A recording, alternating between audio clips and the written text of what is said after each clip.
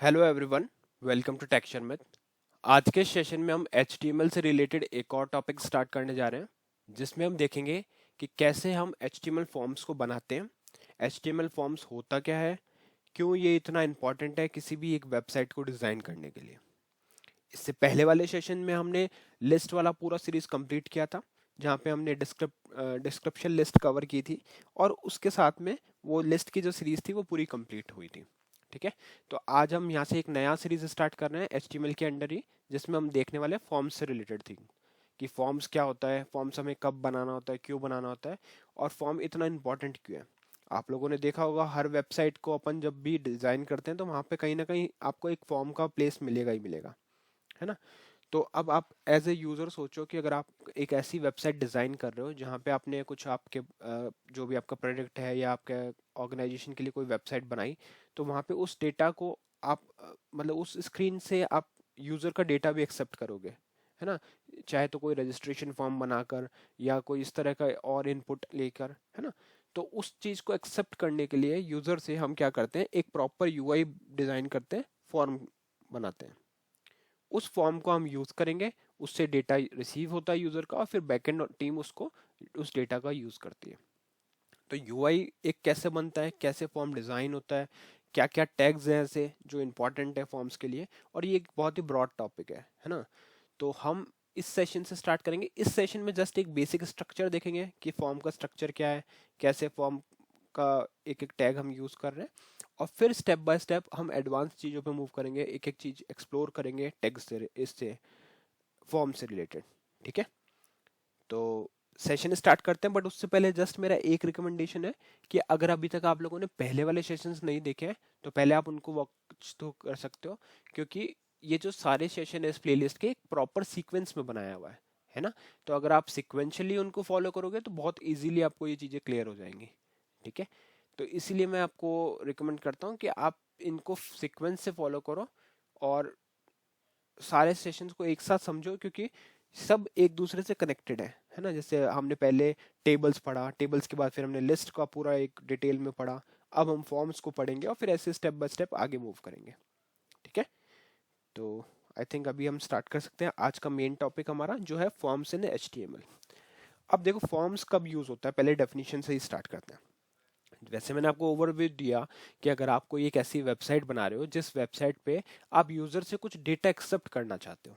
ठीक है, एक अगर हम किसी भी कोचिंग की वेबसाइट का बात करते हैं, ठीक है, तो अगर कोई कोचिंग सेंटर है वो अपनी वेबसाइट डिजाइन कर रहा है, तो उसमें क्या है, उसको स्टूडेंट्स का डेटा कलेक्ट करना है। फॉर एग्जांपल अगर मैं किसी एडमिशन के लिए किसी वेबसाइट पे मूव करता हूँ, किसी कॉलेज की वेबसाइट, किसी इंस्टीट्यूशन की वेबसाइट पे, और वहाँ पे मेरे को एक फॉर्म दिखता है, उस फॉर्म में मैं मेरा रजिस्ट्रेशन करता हूँ एज ए स्टूडेंट कि हाँ ये मेरा डिटेल है और मुझे इसमें रजिस्ट्रेशन करना है। डिटेल प्रोवाइड करके वहाँ पे कुछ बटन होता है, उस बटन को जैसे ही अपन क्लिक करते हैं तो अपना डेटा रजिस्टर हो जाता है और अपने को एक स्क्रीन पे मैसेज मिलता है, योर रजिस्ट्रेशन इज डन, इस तरह से।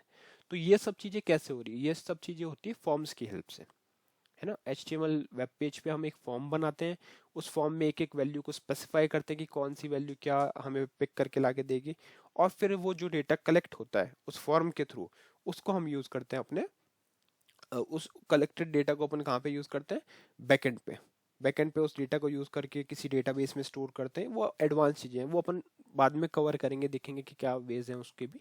बट अभी के लिए पहले अपन सिर्फ फ्रंट एंड वाला पार्ट कवर कर रहे हैं, जिसमें सिर्फ ये देख रहे हैं कि कैसे एक फॉर्म को बनाया जाता है।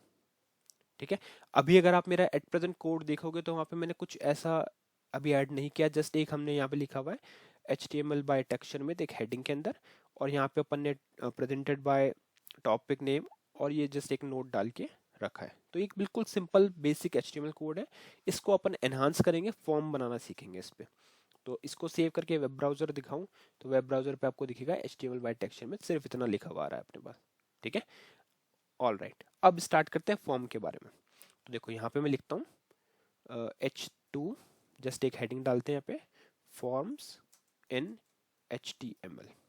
ठीक है, इसको सेव करेंगे, रिफ्रेश करेंगे तो एक और हेडिंग आ गई अपनी, फॉर्म्स इन HTML। अब फॉर्म बनाने के लिए सबसे पहली रिक्वायरमेंट क्या है, टैग की।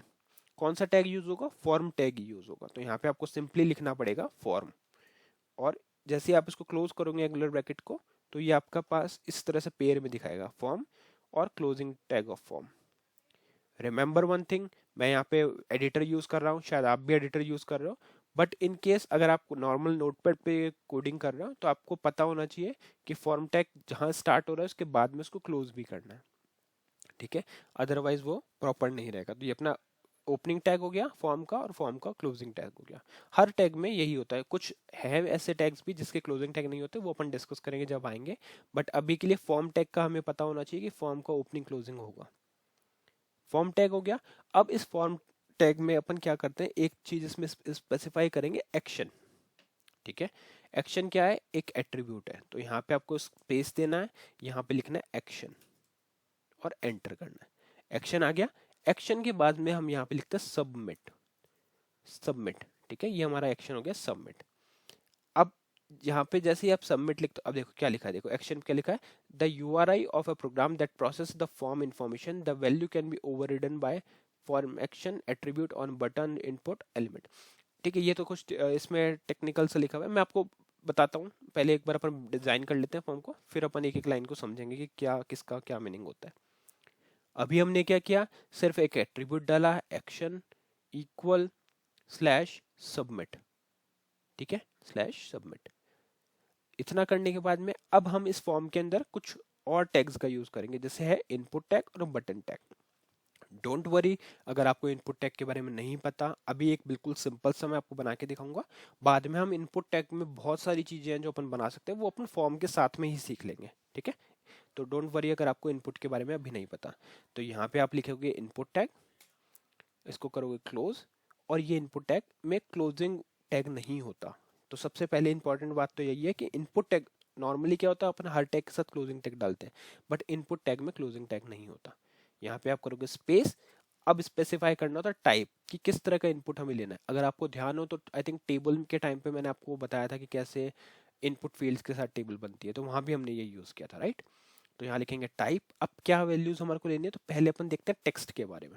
बाकी आप देख रहे हो यहाँ पे कितने सारी वैल्यूज हैं, ये सब अपन डिस्कस करेंगे एक एक करके कि क्या क्या वैल्यूज इसमें आती है, क्या क्या हम एक्सेप्ट कर सकते हैं ना। बट अभी के लिए सिर्फ हम फोकस कर रहे हैं टेक्स्ट पे, तो यहाँ लिख देते हैं टेक्स्ट, इनपुट टाइप टेक्स्ट हो गया, फिर स्पेस देंगे और यहाँ पे लिखेंगे नेम। नेम के अंदर में लिखेंगे कुछ भी तरह का नेम आप यहाँ पे मेंशन कर सकते हो, फॉर एग्जांपल मैंने लिखा यूजर नेम, ठीक है। तो इसका मतलब क्या है, जब भी मैं इनपुट वैल्यू को एक्सेस करना चाहूंगा तो इस नेम से एक्सेस करूंगा उसको। तो बस एक अभी हमने क्या किया, एक बेसिक सा फॉर्म बनाया, उसमें एक्शन में सबमिट डाला, और एक इनपुट टैग डाल के उसमें हमने टेक्स्ट टाइप को एक्सेप्ट किया। सेव करो, वेब ब्राउजर को रिफ्रेश करो।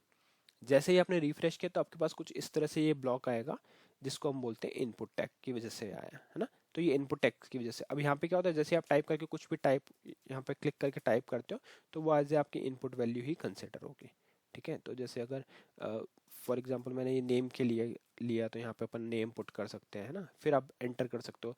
तो अभी ये वर्क नहीं कर रहा है, इसमें आपको ये इस तरह से इश्यू दिखा रहा है, बट मैं आपको बताऊंगा कि ये कैसे वर्क करता है।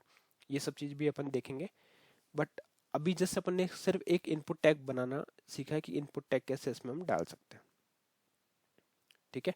फिर इसको करेंगे एंटर, और एंटर करने के बाद में नेक्स्ट हम यहाँ पे डालते हैं एक बटन, क्योंकि फॉर्म में तो कोई बटन होना चाहिए क्लिक करने के लिए, तो यहाँ पे लिखेंगे बटन। बटन टैग डाला, बटन टैग को क्लोज किया, बटन टैग का क्लोजिंग टैग भी होता है, ठीक है। यहाँ पे अपन बटन का टाइप डालते हैं कि कौन सा टाइप का बटन है, तो यहाँ पे लिख देते हैं टाइप, और यहाँ पे आपके पास ये ऑप्शंस हैं, है ना। तो सबमिट बटन है अपना, सबमिट डाला। तो बटन और इनपुट टैग को डिटेल में पढ़ेंगे, डोंट वरी, बट अभी सिर्फ हम देख रहे हैं कि कैसे बटन टैग, एक सिंपल बटन टैग ऐड होता है। तो यहाँ पे मैं लिख देता हूँ सबमिट। सेव किया, रिफ्रेश किया ब्राउजर को। अब यहाँ पे आप जो भी टेक्स्ट डालोगे, फॉर एग्जांपल मैंने डाला अमित यहाँ पे टेक्स्ट, और इसको किया सबमिट। तो ओके, तो देखो यहाँ पे आप यूआरएल में क्या देख रहे हो, submit user name equals to Amit. तो ये अभी एक्सेस नहीं हो रहा, इसका भी सॉल्यूशन अपन देखेंगे, बट ओवरऑल अपन खाली ये देख रहे हैं अभी के लिए कि कैसे सबमिट टैग को हम ऐड करते हैं, है ना। मतलब फॉर्म में ये बाकी चीजें मैं आपको क्या एक साथ डिटेल में बताऊंगा, जैसे इनपुट। अब नेक्स्ट इस सेशन के बाद से अपन क्या करेंगे, इनपुट टैग, इनपुट वाले टैग पे फोकस करने वाले हैं, क्या क्या वैल्यूज होती है सब, है ना। और सबमिट का अभी अपन ने देख ही लिया कि जैसे अब अभी के लिए फोकस करो इसके स्ट्रक्चर पे। बाकी ये चीज़ मैं आपको सब क्लियर कर दूंगा कि क्लिक करने पे कैसे यूआरएल में डेटा आता है, क्या वैल्यूज आती है, ये सब हम देखने वाले हैं। ठीक है। तो अभी जैसे ये सब क्यों आ रहा है, ये मैसेज क्या आ रहा है, यूआरएल में क्या होती है वैल्यूज, जब सबमिट पे क्लिक करते हैं तो वैल्यूज कैसे मूव करते हैं, एक एक चीज अपन एक्सप्लेन करेंगे, डिस्कस करेंगे। ठीक है। तो अभी मेनली हमने क्या फोकस किया, मेनली हमने देखा कि कैसे एचटीएमएल में एक बेसिक फॉर्म को ऐड किया जाता है, और ऐड करने के बाद में उसमें जो वैल्यूज आती हैं वो किस तरह से दिखती है।